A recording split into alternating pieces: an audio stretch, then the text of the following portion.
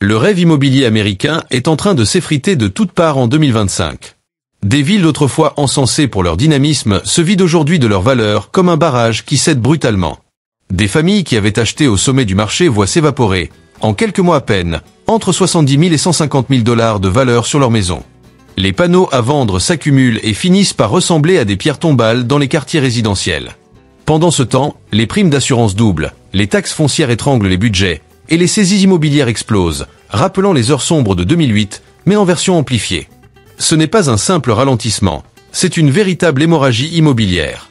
Voyons ensemble le classement des 10 pires villes où acheter une maison en 2025. Numéro 10, Fort Worth, Texas. Fort Worth incarnait il y a peu la prospérité texane. Mais aujourd'hui, la ville ressemble davantage à un gouffre financier camouflé sous des maisons en apparence abordables. Il y a seulement 2 ans, le prix médian tournait autour de 360 000 $. En 2025, les annonces se négocient à peine au-dessus des 300 000, soit une chute d'environ 17% en moins de 2 ans. Pour ceux qui ont acheté au sommet, ce sont des dizaines de milliers de dollars de patrimoine qui se sont volatilisés. Et le pire, c'est que l'offre explose. Les annonces actives ont bondi de 45% en un an.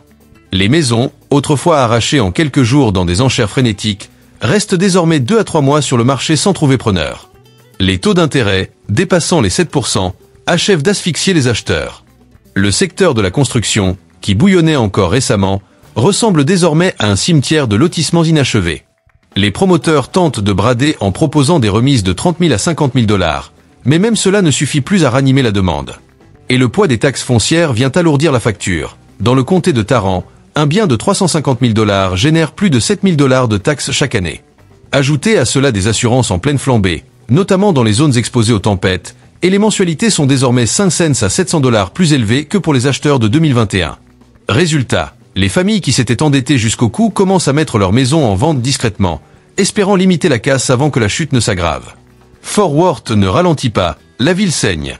Et si la crise s'accélère, elle pourrait bien devenir l'exemple type de la vitesse à laquelle l'optimisme se transforme en saisie bancaire. Numéro 9. Sacramento, Californie. Capitale californienne et refuge abordable face aux excès de San Francisco, Sacramento s'est longtemps présenté comme une échappatoire. Mais en 2025, ce qui ressemblait à une planche de salut s'avère être un piège. En 3 ans, le prix médian est passé d'environ 525 000 $ à 440 000, soit une perte de près de 85 000 $, l'équivalent d'une chute de 16% qui laisse les propriétaires exsangues. Ceux qui s'étaient ruinés pour fuir la folie des prix de la baie découvrent que Sacramento n'offrait aucune protection. Le marché est saturé, les annonces ont bondi de 38% en un an, et les maisons attendent désormais 70 jours avant de se vendre, contre moins d'une semaine en 2021. Côté coût, la note grimpe aussi. Les taxes foncières représentent près de 5 000 $ par an pour un bien médian, et les assurances, dopées par les risques d'incendie dans les comtés voisins, ont bondi de plus de 30%. Là où une mensualité atteignait environ 2200 $ il y a quelques années, elle s'élève aujourd'hui entre 3 000 et 3 200 $ avec des taux à 7%. Quant aux acheteurs, ils ont disparu.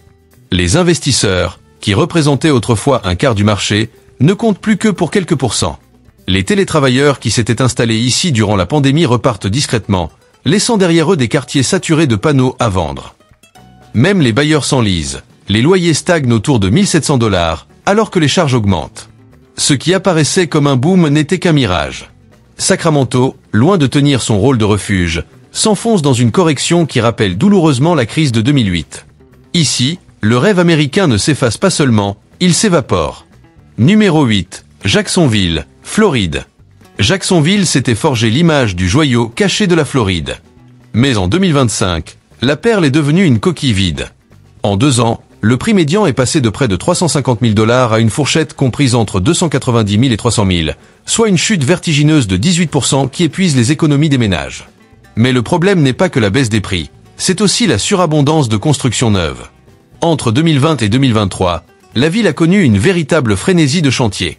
Aujourd'hui, ces quartiers ressemblent à des lotissements fantômes, recouverts de banderoles annonçant des réductions massives. Les rabais de 25 000 à 40 000 $ sont devenus monnaie courante, et malgré cela, le stock disponible atteint 6 mois et demi de vente, bien au-delà de la limite d'un marché équilibré. Et le vrai tueur silencieux ici, c'est l'assurance. Les ouragans qui frappent la Floride poussent les assureurs à se retirer, et les primes, autrefois autour de 2 500 $ par an, dépassent désormais les 5 000 ou 6 000 $ pour une simple maison familiale. Ajoutez des taxes foncières de 3 500 $ sur un bien médian, et le coût mensuel d'un propriétaire explose. Ceux qui payaient environ 1800 $ par mois en 2021 doivent aujourd'hui aligner entre 2800 et 3000 $, poussant de nombreux acheteurs à renoncer. Les investisseurs locatifs, eux aussi, sont pris à la gorge. Les loyers stagnent à 1600 $, pendant que leurs dépenses grimpent en flèche. Ceux qui espéraient des rendements à 2 chiffres se retrouvent à vendre à perte. Déjà, les saisies ont bondi de près de 20% depuis début 2024, un signal rouge pour l'avenir. Jacksonville, qui rêvait de croissance, incarne désormais le cauchemar floridien. Maisons trop chères, assurances intenables et acheteurs qui disparaissent plus vite qu'une goutte de pluie sous le soleil de l'été. Numéro 7. West Palm Beach, Floride. Autrefois vitrine du luxe et terrain de jeu des plus aisés, West Palm Beach se transforme en 2025 en véritable champ de bataille immobilier où les vendeurs perdent rapidement du terrain. En 2022, le prix médian des maisons avait franchi la barre des 480 000 $, dopé par l'afflux de nouveaux arrivants et les capitaux de Wall Street. Mais aujourd'hui, les prix s'effondrent autour de 400 000 à 410 000 $. En 2 ans seulement, ce sont près de 70 000 $ de valeur qui se sont volatilisés, une chute de près de 15% qui fait trembler les propriétaires. Le constat est encore plus inquiétant du côté de l'offre. La ville affiche désormais près de 9 mois et demi de stock disponible, contre moins de 2 mois au cœur de la frénésie de 2021. Les maisons qui disparaissaient en moins de 10 jours restent maintenant plus de 80 jours en vitrine, forçant les vendeurs à des baisses drastiques. Les copropriétés souffrent encore davantage. Certaines charges mensuelles dépassent désormais 1000 $, rendant l'accession toujours plus hors de portée. Et comme si cela ne suffisait pas, la crise de l'assurance en Floride frappe de plein fouet. Les polices qui coûtaient 3500 $ par an atteignent aujourd'hui 7000 à 8000 $ pour une simple maison en bord de mer. À cela s'ajoutent 5500 $ de taxes foncières annuelles, ce qui fait grimper le coût mensuel d'un propriétaire de 2200 $ en 2022 à plus de 3300, voire 3600 $ aujourd'hui. Beaucoup de retraités qui rêvaient de s'y installer jettent l'éponge, incapables d'assumer de telles charges. Le marché locatif, lui, n'offre aucun répit. Les loyers stagnent autour de 2200 $, bien loin de compenser des coûts d'entretien qui explosent. Résultat, les investisseurs sont dans le rouge. Les saisies dans le comté de Palm Beach bondissent déjà de 22% sur un an, rappel glaçant de la crise de 2008. Le fameux paradis de Floride tourne au cauchemar. West Palm Beach n'incarne plus le rêve ensoleillé, mais bien l'un des pires foyers de la correction immobilière de l'État. Numéro 6. Houston, Texas. Houston s'est longtemps enorgueilli d'être une ville abordable. Mais ce slogan ne colle plus à la réalité de 2025. En 2022, le prix médian d'une maison atteignait 345 000 $. 3 ans plus tard, il peine à se maintenir entre 295 000 et 300 000 $. Une chute de 15% qui a effacé des milliards de richesses locales. Le marché est saturé. Plus de 30 000 maisons restent invendues dans la métropole, et les annonces ont grimpé de 42% en un an. La faute à une vague massive de nouvelles constructions qui ont inondé les banlieues pendant le boom. Aujourd'hui, les promoteurs bradent entre 20 000 et 50 000 $ de remise par maison, sans réussir à écouler leur stock. Les propriétés stagnent 2 à 3 mois sur le marché. Mais Houston souffre surtout de ses coûts fixes. Avec un taux effectif de taxe foncière de 2,1%, l'un des plus élevés du pays, un logement à 300 000 $ génère plus de 6 000 $ d'impôts chaque année. Et les assurances suivent la même trajectoire. Les primes contre les inondations, qui tournaient autour de 1 200 $, dépassent désormais 3 500 à 4 000 $, la FEMA ayant revu ses calculs de risque. Là où un ménage déboursait 1 700 $ par mois il y a peu, il doit aujourd'hui aligner 2 600 $, excluant de nombreux acheteurs. Même le marché locatif est à la peine. Avec des loyers moyens de 1 600 à 1 700 $, les propriétaires ne parviennent plus à équilibrer leurs comptes. Les investisseurs sont coincés, incapables de couvrir des frais qui s'envolent. Les saisies dans le comté de Harris grimpent de 18% depuis 2024 et les impayés se multiplient. Houston, fidèle à sa réputation de tout est plus grand ici, connaît une crise à la hauteur de sa démesure. Perte de valeur, charges écrasantes et vagues de défauts, même la capitale américaine du pétrole n'échappe pas à cette tempête immobilière. Numéro 5. Tampa, Floride. Pendant la pandémie, Tampa faisait partie des marchés les plus en vogue de Floride. Mais en 2025, la chaleur du boom s'est transformée en incendie économique. En 2022, le prix médian frôlait les 410 000 $. Aujourd'hui, il s'effondre dans une fourchette de 350 000 à 360 000 $. Une perte de 12 à 15% qui suffit à anéantir l'apport de nombreux acheteurs. Ceux qui avaient mis 10% d'acompte sont déjà en situation de valeur nette négative. L'offre explose. La ville affiche plus de 8 mois de stock, contre seulement 1 mois et demi en 2021. Les annonces bondissent de 48% en un an, avec des milliers de biens bloqués dans les comtés de Hillsborough et Pinella. Les délais de vente, qui n'étaient que de 8 à 10 jours, dépassent désormais 75 jours, et les baisses de prix se généralisent. Même les nouvelles constructions sont bradées, sans convaincre les acheteurs, qui désertent le marché. Les charges de possession constituent le coup de grâce. Sur une maison de 350 000 $, les taxes atteignent environ 4 800 $ par an. Mais l'assurance, elle, s'envole, entre 5 500 et 7 000 $, conséquence directe du risque d'ouragan et du départ d'assureurs hors de Floride. Résultat, les mensualités grimpent à 2 800 3 200 $, soit 40% de plus qu'il y a 3 ans. Les retraités, autrefois attirés par le soleil de la côte, repartent discrètement, incapables de suivre avec leurs revenus fixes.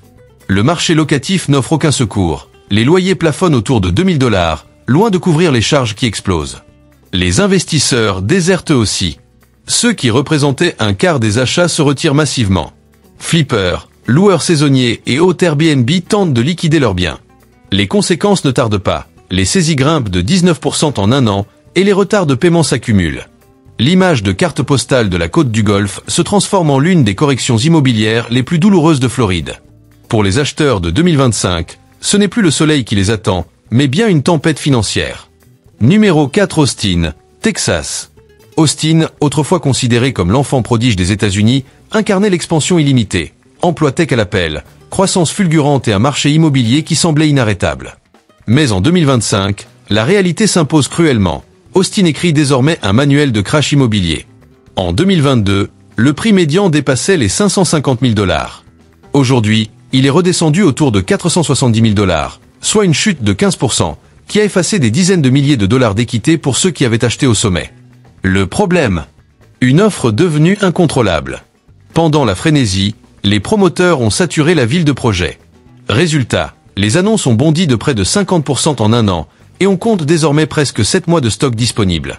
Les maisons qui déclenchaient autrefois des enchères instantanées restent désormais sur le marché 80 à 100 jours, forçant les vendeurs à rogner 30 000 à 60 000 $ sur leur prix. À cela s'ajoutent des coûts de possession écrasantes. Dans le comté de Travis, les taxes foncières dépassent les 2,2%. Sur une maison à 470 000 $, cela représente plus de 10 000 $ par an rien qu'en impôts.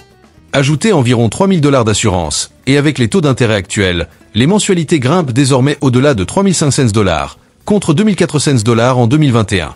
Soit une hausse de 45%, sans hausse de salaire en parallèle. Les investisseurs, eux, fuient. Près de 30% des ventes étaient portées par eux pendant la pandémie, mais aujourd'hui, les flippers comme les bailleurs se débarrassent de leurs biens à perte. Avec des loyers bloqués autour de 1 900 à 2 000 $, impossible de couvrir les charges. Même les salariés du secteur technologique, pilier de la croissance locale, réduisent leurs dépenses à cause des licenciements massifs. Les saisies ont bondi de 25% en un an, et les ventes en détresse représentent une part croissante du marché. Ce qui était hier le marché immobilier le plus en vogue d'Amérique devient un avertissement pour tout le pays. Quand l'accessibilité disparaît, que l'offre dépasse la demande et que les coûts explosent, même une ville en plein essor peut s'écrouler. Numéro 3 Stockton, Californie. Stockton a toujours été ballottée par les cycles de boom et de crise de la Californie. En 2025, la ville retombe dans un nouveau gouffre. En 2022, une maison médiane valait environ 495 000 $. Aujourd'hui, les prix oscillent entre 420 000 et 430 000 $, soit près de 70 000 $ de valeur envolée en moins de 3 ans, une correction brutale de 14%. L'explosion de l'inventaire est frappante, plus 40% de mise en vente en un an. Les logements, qui partaient en moins de 2 semaines pendant la pandémie, s'éternisent désormais plus de 85 jours. Plus d'un tiers des annonces affichent des baisses de prix, et certains vendeurs proposent même 10 000 $ de frais de clôture offerts pour attirer un acheteur. Pour les habitants, la facture est insoutenable. Avec un taux de taxe foncière d'environ 1,1% dans le comté de San Joaquin, une maison médiane représente près de 4 800 $ par an en impôts. Et les primes d'assurance, déjà impactées par les risques d'inondation et d'incendie, dépassent souvent 2 500 $ par an. Résultat, des mensualités qui étaient de 2 200 $ en 2021 s'approchent désormais des 3 200 $ avec les taux actuels. Les investisseurs, qui voyaient Stockton comme une alternative abordable à la Bay Area, reculent à toute vitesse. Les rendements locatifs s'effondrent. Avec des loyers moyens autour de 1 700 $, les coûts dépassent largement les revenus. Les saisies ont déjà grimpé de 18% en un an, réveillant le spectre du passé. Rappelons que Stockton avait été l'une des premières villes américaines à se déclarer en faillite en 2012 après le dernier crack. L'histoire se répète. Stockton repasse de l'espoir au chaos. Présenté hier comme le bon plan caché de Californie, elle se transforme aujourd'hui en un véritable cimetière immobilier. Numéro 2. Oakland, Californie. Autrefois considérée comme l'alternative plus abordable à San Francisco, Oakland est aujourd'hui en plein effondrement. En 2022, le prix médian des maisons dépassait les 820 000 $. 3 ans plus tard, les vendeurs peinent à attirer les acheteurs autour de 700 000 à 710 000 $, soit une perte colossale de plus de 110 000 $. Cela représente une chute de 13% qui ronge directement le patrimoine des ménages. L'offre sur le marché explose. Dans tout le comté d'Alameda, les annonces ont grimpé de 50% en un an. Les maisons, autrefois arrachées en quelques jours lors d'enchères frénétiques, restent désormais invendues plus de 95 jours. Près de 40% des propriétaires sont contraints de baisser leur prix, et dans le segment du luxe, certains rabais atteignent 200 000 $. Mais le véritable fardeau, ce sont les coûts liés à la propriété. Entre les impôts californiens et les assurances coûteuses de la baie, une maison à 700 000 $ implique environ 8 000 $ de taxes par an, sans compter les assurances qui dépassent fréquemment 3 500 $, notamment dans les zones exposées aux incendies ou à la criminalité. Résultat, des mensualités qui atteignent 4 700 à 5 000 $, alors qu'elles tournaient autour de 3 200 $ quelques années plus tôt. Une somme devenue inabordable pour la majorité des acheteurs. Et du côté des loyers, la situation n'est pas meilleure. Le loyer moyen à Oakland tourne autour de 2500 $, bien en dessous des coûts d'acquisition, poussant les investisseurs à se retirer. Les taux de vacances augmentent dans les immeubles collectifs, tandis que les séquelles du moratoire sur les expulsions refroidissent encore les propriétaires. Les saisies repartent à la hausse, avec une progression de près de 20% depuis 2024. En résumé, l'avantage compétitif d'Oakland s'est évaporé. Ce n'est plus la porte d'entrée abordable vers la baie de San Francisco, mais l'un des marchés les plus fragiles et surévalués de Californie. La correction en cours menace désormais d'ébranler tout l'écosystème immobilier de la région. Numéro 1. Cap Coral, Floride. Cap Coral, autrefois symbole du rêve floridien, est aujourd'hui l'épicentre de la pire crise immobilière du pays. En 2022, le prix médian des maisons culminait à 430 000 $, dopé par l'arrivée massive de nouveaux habitants et la spéculation des investisseurs. En 2025, ce chiffre s'est effondré à environ 360 000 $, effaçant près de 70 000 $ de valeur en un temps record. Cela représente une chute brutale de 16%, qui laisse déjà des milliers de propriétaires avec des emprunts supérieurs à la valeur de leurs biens. L'offre est tout simplement hors de contrôle. La ville affiche plus de 11 mois de stock disponible, le niveau le plus élevé de tout l'État, contre seulement 1 mois et demi au plus fort de la frénésie en 2021. Les maisons, qui partaient autrefois en moins d'une semaine, restent désormais plus de 100 jours sur le marché. Plus de 45% des annonces affichent plusieurs baisses de prix, et même les promoteurs qui bradaient leur nouvelle construction de 40 000 à 60 000 $, avec des bonus en prime, peinent à séduire des acheteurs devenus méfiants. Mais le coup de grâce vient de l'assurance. Depuis l'ouragan Ian et la montée des risques climatiques, les primes annuelles qui tournaient autour de 3 000 à 3 500 $ s'envolent désormais entre 8 000 et 10 000 $. À cela s'ajoutent environ 5 000 $ de taxes foncières, ce qui porte les mensualités à 3 200, 3 600 $, soit quasiment le double d'il y a 3 ans. Des familles venues chercher le paradis découvrent qu'elles s'asphyxient financièrement juste pour garder un toit. Les investisseurs, eux aussi, jettent l'éponge. Avec des loyers moyens à 2100 $, bien loin de couvrir les charges, la rentabilité est inexistante. Les saisies explosent déjà dans le comté de Lee, avec une hausse de près de 25% en un an, signe alarmant qu'un véritable krach est en marche. Cap Coral n'est plus le visage du rêve floridien. C'est devenu le point zéro de l'effondrement immobilier de 2025. Pour les acheteurs, c'est un piège. Pour les propriétaires, un ouragan financier qui s'abat au ralenti. En fin de compte, cette histoire nous rappelle une chose essentielle. Derrière chaque chiffre, chaque tendance ou chaque événement que nous avons exploré, il y a des choix humains, des conséquences réelles et un avenir encore incertain. Rien n'est figé. Les difficultés d'aujourd'hui peuvent devenir les opportunités de demain, à condition d'apprendre des erreurs passées et d'oser imaginer de nouvelles solutions. Ce n'est pas seulement une question d'économie, de politique ou de société, c'est une question de vision collective et de volonté. Et maintenant, j'aimerais avoir votre avis.